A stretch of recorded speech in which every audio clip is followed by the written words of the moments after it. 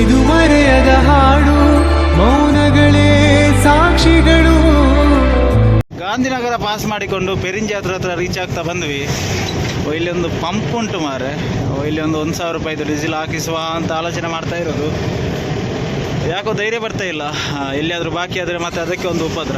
ಅದಕ್ಕಿಂತ ಇಲ್ಲಿ 1,000 ರೂಪಾಯಿದು ಡೀಸೆಲ್ ಹಾಕಿಸ್ಕೊಂಡೇ ಹೋಗುವ ಬನ್ನಿ. ಜಾಸ್ತಿ ಬೇಡ, 1,000 ಸಾಕು. ಹೊಸ ಪಂಪ್ ಇದು ಆ್ಯಕ್ಚುಲಿ.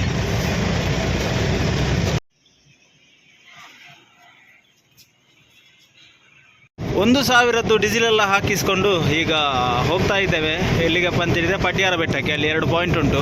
ವಿಷಯ ಏನಪ್ಪ ಅಂತೇಳಿದರೆ, ಆ ಚಿಕ್ಕ ಗಾಡಿಯಲ್ಲಿ ಕೂತು ಈ ದೊಡ್ಡ ಗಾಡಿಯಲ್ಲಿ ಕೂತ್ಕೊಳ್ಳುವಾಗ ಹೆವಿ ಕೈಕಾಲು ನೋವೆಲ್ಲ ಆಗ್ತದೆ.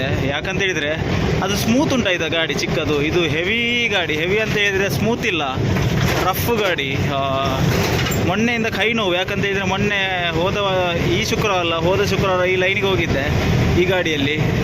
ಒಂದು ದಿವಸ ಕೇವಲ ಈ ಸ್ಟೇರಿಂಗ್ ತಿರುಗಿಸಿದ್ದಕ್ಕೆ ಇಡೀ ಎಡಗೈ ನೋವಾಗ್ತಿತ್ತು. ಇವತ್ತು ಯಾವ ಥರ ನೋವು ಸಿಗ್ತದೆ ಅಂತ ಗೊತ್ತಾಗೋದಿಲ್ಲ ನನಗೆ. ಭಯಂಕರ ಕಷ್ಟ ಆಗ್ತದೆ. ಈ ಟಿ ಟಿ ಗಾಡಿಯಲ್ಲಿ ಸ್ಮೂತ್ ಇದೆ ಪರವಾಗಿಲ್ಲ, ಇಂಥ ಗಾಡಿಯಲ್ಲೆಲ್ಲ ಹೋಗುವಾಗ ಮೈಕೈ ಸಹ ನೋವು, ರಿಸ್ಕ್ ಬೇರೆ. ಬನ್ನಿ, ಇಲ್ಲಿ ಲೆಫ್ಟ್ ಸೈಡಲ್ಲಿ ಒಂದು ಅಂಗಡಿ ಉಂಟು, ಸಾಯಿ ಕೃಪ ಅಂತೇಳಿ. ಇಲ್ಲಿ ಒಂದು ಅಂಗಡಿ, ಎದುರುಗಡೆ ಪ್ರದೀಪ್ ಅಂತೇಳಿ, ಗುರುಪ್ರಸಾದ್ ಅಂತಷ್ಟು. ಅಲ್ಲಿಗೆ ಬನ್ನಿ, ಇಲ್ಲಿ 2 ಅಂಗಡಿಗೆ ಐಟಮ್ ಹಾಕುವ. ಐಟಮ್ ಹಾಕಿ ಎದುರುಗಡೆ 2 ಅಂಗಡಿ ಉಂಟು. ಆದರೂ ಆಗ್ತಾಯಿಲ್ಲ ಸ್ವಾಮಿ, ತುಂಬ ಮೈಕೈ ನೋಯ್ತಾ ಉಂಟು, ಆಗ್ತಾಯಿಲ್ಲ. ಈ ಅದರ ಎದುರುಗಡೆ ಈ ಬಿಸಿಲಿನ ಎದುರು ಉಂಟಲ್ಲ, ನಮ್ಮ ಯಾವುದು ಸಹ ನಡೆಯುವುದಿಲ್ಲ. ಎಷ್ಟು ನೀರು ಕುಡಿದ್ರೂ ಸಹ ನಡೆಯುವುದಿಲ್ಲ. ಬನ್ನಿ ಹೋಗುವ. ಇಲ್ಲಿಂದ ಒಂದು 2 ಕಟ್ಟಾಕಿ ಬೇಗ ಚಲೋ, ಬೇಗ ಕಟ್ಟಾಕುವ. ಕಟ್ಟೆಲ್ಲ ಇಳಿಸಿ ಮತ್ತೆ ಇಲ್ಲಿಂದ ಹೊರಡುವ. ಎದುರುಗಡೆ 2 ಅಂಗಡಿ ಉಂಟು. ಎದುರುಗಡೆ ಅಂತ ಇಲ್ಲಿಂದ 1-1.5 ಕಿಲೋಮೀಟರ್ ಉಂಟು. ಬನ್ನಿ.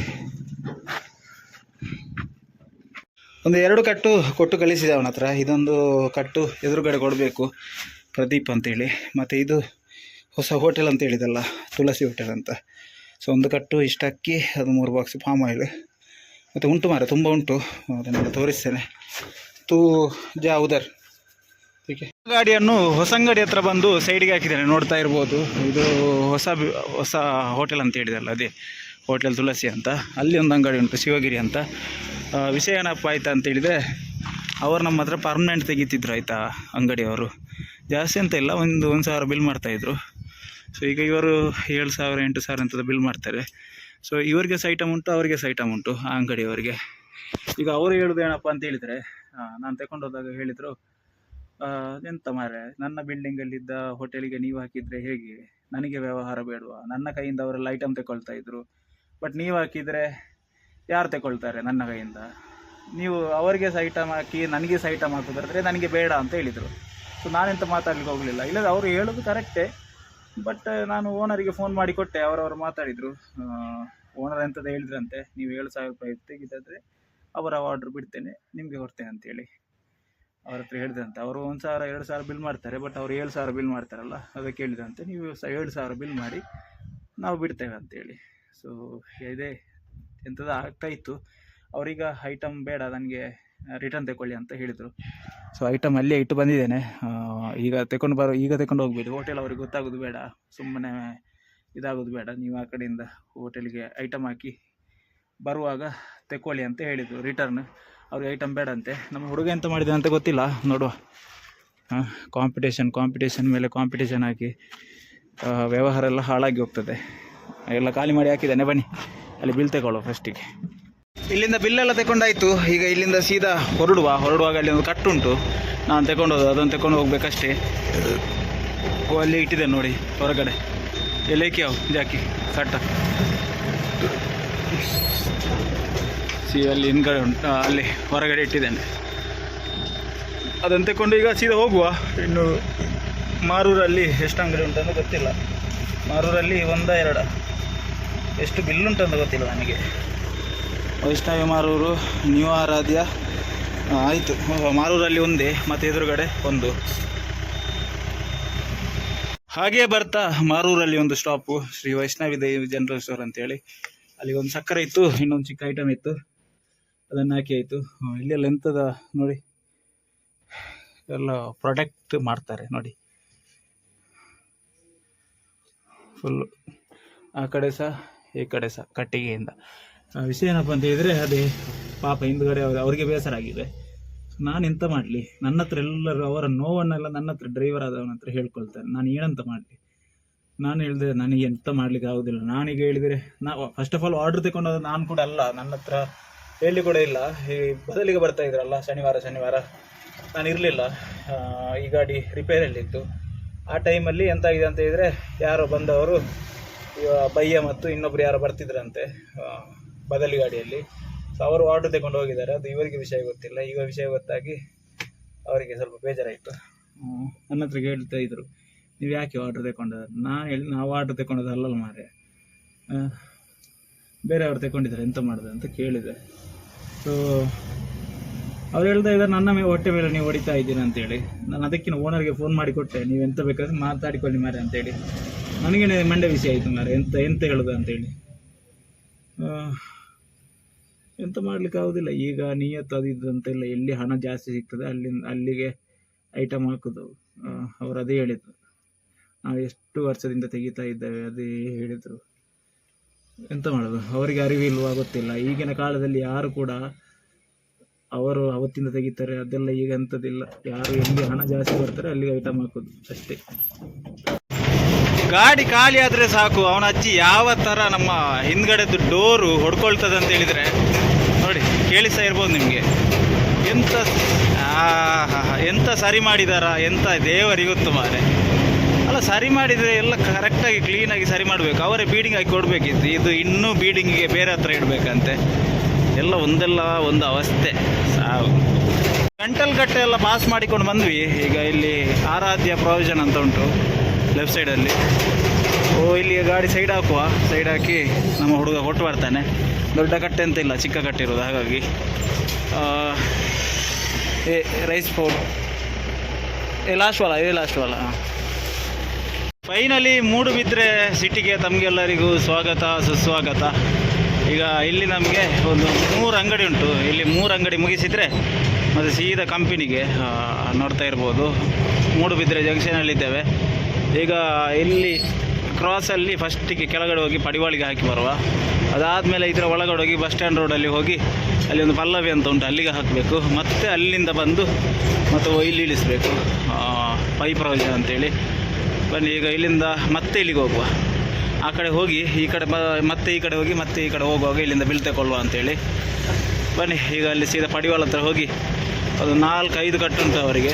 ರೆಗ್ಯುಲರ್ ಆಗಿ 4-5 ಕಟ್ಟು ಹಾಕ್ತೇವೆ ಅವರಿಗೆ, ಅಕ್ಕಿ ರವೆ ಅಕ್ಕಿ ಹುಡಿ ಅಂತೇಳಿ. ಅಲ್ಲಿಗೆ ಹಾಕಿ ಮತ್ತೆ ಬರುವ ಬನ್ನಿ ಈ ಕಡೆಯಿಂದ.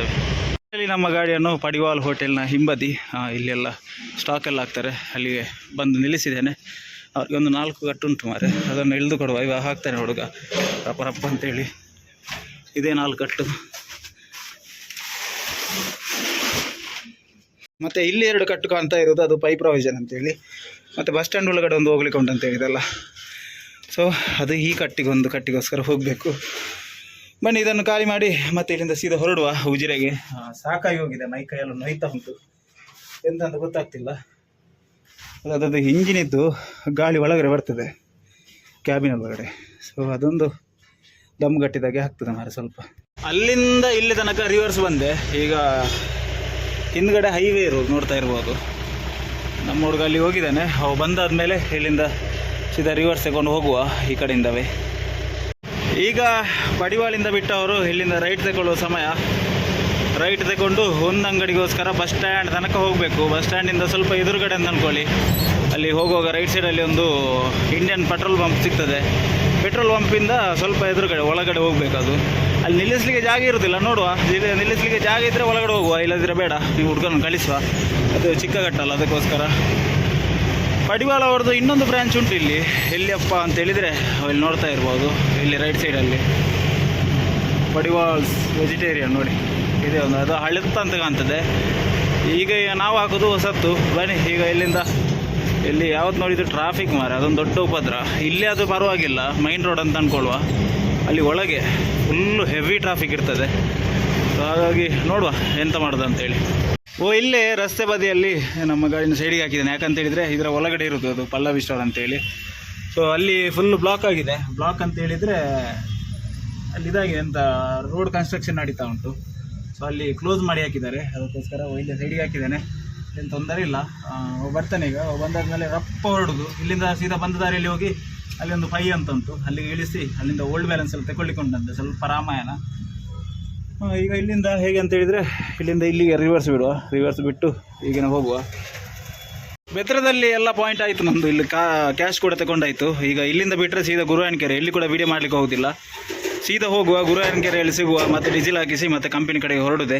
ಸ್ವಲ್ಪ ಲೇಟ್ ಆಯಿತು, ಸ್ವಲ್ಪ ಆ ಕಡೆ ಈ ಕಡೆ ಆಯಿತು, ಇಲ್ಲಿ ತುಂಬ ಲೇಟ್ ಆಯಿತು. ಪರವಾಗಿಲ್ಲ, ಬನ್ನಿ ಇಲ್ಲಿಂದ ಸೀದಾ ಹೊರಡುವ. ಫೈನಲಿ ನಾವು ಗುರುವಾಯನಕೆರೆ ಹತ್ರ ರೀಚ್ ಆಗ್ತಾ ಬಂದ್ವಿ. ಈಗ ಇಲ್ಲಿ MRPL ಅವ್ರದ್ದೊಂದು ಬಂಕ್ ಉಂಟು. ಸೊ ಅಲ್ಲಿ ಹೋಗಿ ಡೀಸೆಲ್ ಹಾಕಿಸ್ಕೊಂಡು ನಮ್ಮ ಪಯಣ ಮುಂದುವರಿಸುವ ಅಂತೇಳಿ. ಆದರೆ ಅಲ್ಲಿ ಹೋಗಿ ಅಲ್ಲಿ ಒಮ್ಮೆ ರಶ್ ಇರ್ತದೆ ಮಾರ, ಅದೊಂದು ದೊಡ್ಡ ಉಪದ್ರ. ಬನ್ನಿ ಇಲ್ಲಿ ಹಾಕಿಸುವ, ಡೀಸೆಲ್ ಹಾಕಿಸಿ ಬಿಲ್ ತಗೊಂಡು, ಮತ್ತು ಎದುರುಗಡೆ ಒಂದು 10,000 ಕ್ಯಾಶ್ ಕೊಡ್ಲಿಕ್ಕೆ ಹೇಳಿದ್ದಾರೆ, ಅದನ್ನು ಕೊಟ್ಟು ಸೀದಾ ಬರುವ. ಸೀದಾ ಕಂಪನಿಗೆ ಹೋಗ್ಬೋದು. ಸಾರಿ, ನಮ್ಮ ಗಾಡಿಯನ್ನು ಇಲ್ಲೇ ಸೈಡಿಗೆ ಹಾಕಿದೆ, ನೋಡ್ಬೋದು ಗುರುವಾಯನಕೆರೆ ಹತ್ರ. ಯಾಕಂತ ಹೇಳಿದರೆ ಅಲ್ಲಿ ಒಂದು ಅಮೌಂಟ್ ಕೊಡಲಿಕ್ಕಿತ್ತು, ಅದಕ್ಕೋಸ್ಕರ ಕಳಿಸಿದ್ದೇನೆ ನಮ್ಮ ಹುಡುಗನನ್ನು. ಅವು ಅಲ್ಲಿ ಕೊಟ್ಟು ಬರ್ತಾನೆ. ನಾನು ಇಳಿದು ಹೋಗ್ತಾ ಇದ್ದೆ ಮಾರೆ, ಬಟ್ ಇಲ್ಲಿ ನೋಡಿ ಎಲ್ಲಿ ಉಂಟಂತ, ರಸ್ತೆಯಲ್ಲಿ ಉಂಟು. ಹಿಂದೆ ಈಗ ಪೊಲೀಸ್ನವ್ರು ಬಂದರೆ ಮತ್ತೆ ಬೊಬ್ಬೆ ಹೊಡಿಲಿಕ್ಕೆ ಶುರು ಮಾಡ್ತಾರೆ, ಅದೊಂದು ದೊಡ್ಡ ಉಪದ್ರ. ಬನ್ನಿ ಇಲ್ಲಿಂದ ಸೀದಾ ಬಂದ ಮೇಲೆ ಇಲ್ಲಿಂದ ಸೀದಾ ನಾವು ಎಲ್ಲಿ ಸಹ ನಿಲ್ಲಿಸಲಿಕ್ಕಿಲ್ಲ, ಡೀಸೆಲ್ ಅಂತ ಹಾಕಿಸ್ಲಿಕ್ಕಿಲ್ಲ. ಡೀಸೆಲೆಲ್ಲ ಹಾಕಿಸಿ ಆಯಿತು, 1808 ರೂಪಾಯಿ ಏನೋ ಹೋಯಿತು. ಮೊನ್ನೆಯಿಂದ ಡೀಸೆಲ್ ಹಾಕಿಸಲಿಲ್ಲ, ಅದಕ್ಕೋಸ್ಕರ. ಸೊ ಇಲ್ಲಿ ಬ್ಲಾಕ್ ಆಗ್ತಾನೆ ಉಂಟು. ಹಿಂದಿಂದೆಲ್ಲ ಹಾರ್ನ್ ಹೊಡಿತಿದ್ದಾರೆ. ಸೊ ನೋಡುವ. ಸೊ ನಾವು ಈಗ ಎಲ್ಲಿದ್ದೇವೆ ಅಪ್ಪ ಅಂತೇಳಿದರೆ, ನಮ್ಮ ಕಂಪನಿ ಹತ್ರ ಬಂದಾಯಿತು. ಸೊ ಈ ವಿಡಿಯೋ ಕೂಡ ಮುಗಿಸುವ ಸಮಯ ಕೂಡ ಆಯಿತು. ಈ ವಿಡಿಯೋ ನಿಮಗೆ ಇಷ್ಟ ಆಗಿದ್ದರೆ ಲೈಕ್ ಮಾಡಿ, ಶೇರ್ ಮಾಡಿ, ಕಮೆಂಟ್ ಮಾಡಿ, ಸಬ್ಸ್ಕ್ರೈಬ್ ಮಾಡಿ ಅಂತ ಹೇಳ್ತಾ ಮುಂದಿನ ವಿಡಿಯೋದಲ್ಲಿ ಸಿಗುವ.